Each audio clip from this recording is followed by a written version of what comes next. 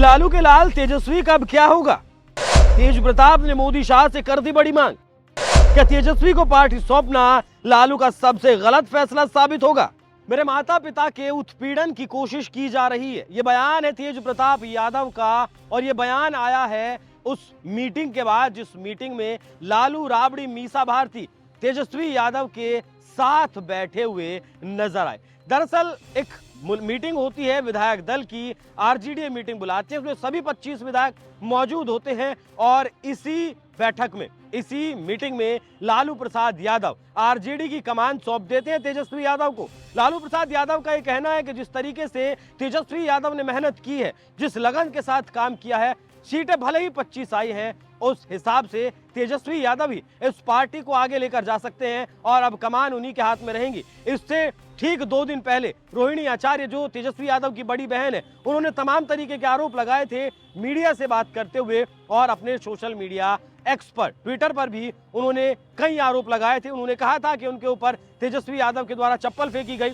उनके द्वारा गंदी गंदी गालियां दी गई और कहा गया कि गंदी किडनी लगवाने के एवज में तुमने टिकट लिया है और करोड़ों रुपए लिए हैं। ये जब आरोप अपने चरम पर थे, पूरा देश इस विषय पर जब बात कर रहा था, उस दौरान लालू प्रसाद यादव तेजस्वी यादव को आरजेडी की कमान सौंप देते हैं। तो क्या ये लालू प्रसाद यादव का अब तक का सबसे गलत फैसला साबित होगा?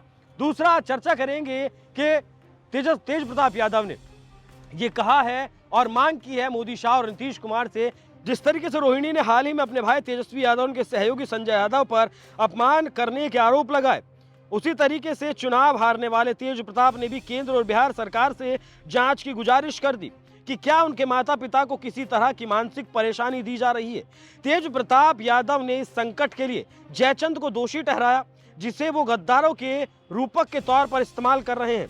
उन्होंने प्रधानमंत्री नरेंद्र मोदी, केंद्रीय गृह मंत्री अमित शाह और बिहार सरकार से तत्काल और निष्पक्ष जांच कराने की मांग कर दी है। रोहिणी आचार्य ने भी आरोप लगाया था कि उन्हें गंदी गालियां दी गई। वो सारे आरोप भी मैं आपको एक एक कर दिखाऊंगा, लेकिन जिस तरीके से तेज प्रताप यादव पहले नैतिक तौर पर समर्थन एनडीए सरकार को देते हैं और ये ऐलान करते हैं कि वो नैतिक तौर पर अपना समर्थन एनडीए सरकार को दे रहे हैं और बिहार की जनता के इस फैसले का सम्मान है, जिस तरीके से बिहार की जनता ने विकास वाली सरकार को चुना है, ये शब्द तेज प्रताप यादव के थे। और अब तेज प्रताप यादव ने कहा है कि प्रधानमंत्री मोदी, गृह मंत्री अमित शाह और बिहार सरकार मतलब नीतीश कुमार को जांच करनी चाहिए। तो बड़ा सवाल तो पहले यही उभरता है कि क्या वो ऐसा कर सकते हैं, क्योंकि रोहिणी आचार्य जब कोई कंप्लेन किसी मामले में करवाएंगी तभी जाकर तो इसमें बीजेपी या फिर गृह मंत्री या फिर मोदी, प्रधानमंत्री मोदी इस मामले में जांच करवा सकते हैं।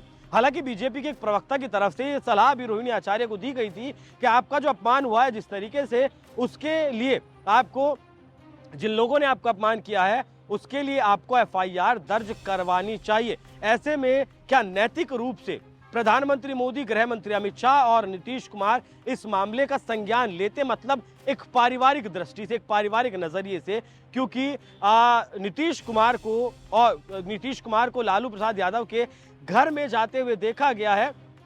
जब बीच में वो थोड़ा सा बीजेपी से नाराज हुए थे, आरजेडी के साथ जाकर उन्होंने सरकार बनाई थी, लगभग 15 महीने वो सरकार चली थी। उस वक्त लालू यादव से मुलाकात करने के लिए, उनका हालचाल लेने के लिए नीतीश कुमार पहुंचे थे।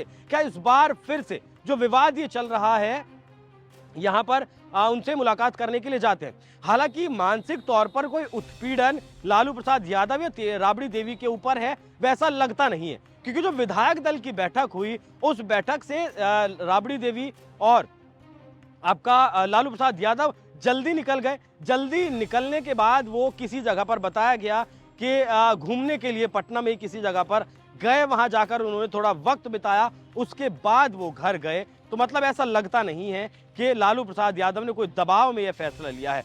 मतलब हाँ, ये जरूर कहा जा सकता है कि जिस तरीके से पुत्र मोह में पार्टी दे दी गई, तेजस्वी यादव के मोह में पहले तेज प्रताप यादव को बाहर कर दिया गया, अब रोहिणी आचार्य को बाहर कर दिया गया, मीसा भारती लगातार मतलब तकरार उनका भी चलता रहता है, लेकिन इस तरीके से उन्होंने पार्टी नहीं छोड़ी, परिवार नहीं छोड़ा, लेकिन बोल वो भी कुछ नहीं रही हैं।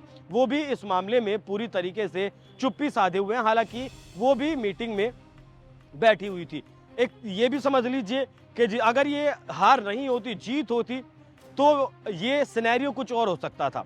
ये हालात वैसे नहीं बनते जैसे फिलहाल बन रहे हैं, परिवार की पार्टी है और कहें कि एक परिवार की प्राइवेट कंपनी के तौर पर आरजेडी बिहार में काम कर रही है। जिस तरीके से उसके ऊपर केस चल रहे हैं, लालू यादव, चारा घोटाला, लैंड फॉर जॉब स्कैम और भी बहुत सारी चीजें बिहार में लगातार चलती हुई आपने देखी है।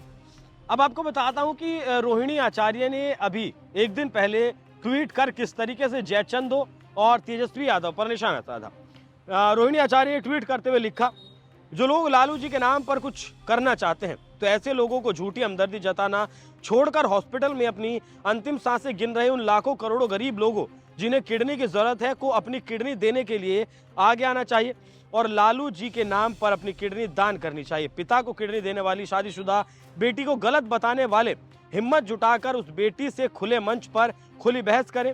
जरूरतमंदों को किडनी देने के महादान की शुरुआत पहले वो करें जो बेटी की किडनी को गंदा बताते हैं और हरियाणवी के भक्त ट्रोलर्स करें जो मुझे गाली देते नहीं थकते, एक बोतल खून देने के नाम पर जिनका खून सूख जाता है वो किडनी देने पर उपदेश देते हैं। ये हाल फिलहाल का ट्वीट रोहिणी आचार्य का है। उससे पहले उन्होंने कहा था कि मैं गंदी हूं और मैंने माता पिता को अपनी गंदी किडनी लगवा दी, ऐसा उन्हें कहा गया। करोड़ों रुपए लिए, टिकट लिया, तब किडनी लगवाई।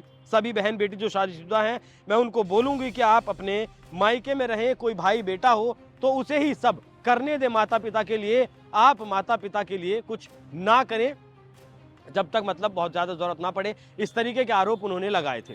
अब पहला सवाल तो यही है कि क्या मोदी शाह नीतीश कुमार इस मामले में कोई निष्पक्ष जांच करवाएंगे। जिस तरीके से तेज प्रताप यादव ने कहा है, तेज प्रताप यादव खुले तौर पर भले ही उन्हें जब पार्टी और परिवार से निकाला गया बहनों ने उनका समर्थन नहीं किया हो, लेकिन एक परिवार होने के नाते तेज प्रताप यादव ने अपनी बहन का समर्थन जरूर किया है और ये कहा है कि वो बहन का अपमान बर्दाश्त नहीं करेंगे। रोहिणी आचार्य को अपनी पार्टी का संरक्षक बनाने की भी उन्होंने बात कही है और भी पूरी तरीके से तमाम तरीके से वो अपनी बहनों के साथ खड़े हुए। हालांकि यही तेज प्रताप यादव हैं जिन्होंने जब जो लव मैरिज हुआ है तेजस्वी यादव का, उसमें एक परिवार को मनाने में एक अहम भूमिका निभाई थी। तो क्या मोदी शाह इस मामले में एंट्री करते हैं? क्या तेजस्वी यादव को ये पार्टी सौंपकर गलती लालू प्रसाद यादव ने कर दी है? क्योंकि लोग इस बात को देख रहे हैं कि जो परिवार के नाम पर मतलब रोहिणी आचार्य व तेज प्रताप यादव के साथ जिस तरीके से किया गया, जो परिवार अपने परिवार के सदस्य, जो पार्टी अपने परिवार के सदस्यों की नहीं हो पाई, वो पार्टी बिहार की कैसे हो पाएगी? हालांकि इस सवाल के लिए 5 साल इंतजार करना होगा। 2030 में जो चुनाव होगा उसमें इसका कितना असर पड़ता है। और हालांकि बीजेपी इस मामले को जाहिर सी बात है अभी भी भुना रही है और आगे भी इस मामले को भुनाएगी, तो आरजेडी की राह, तेजस्वी यादव की राह अब बहुत आसान बिहार में नहीं रहने वाली है।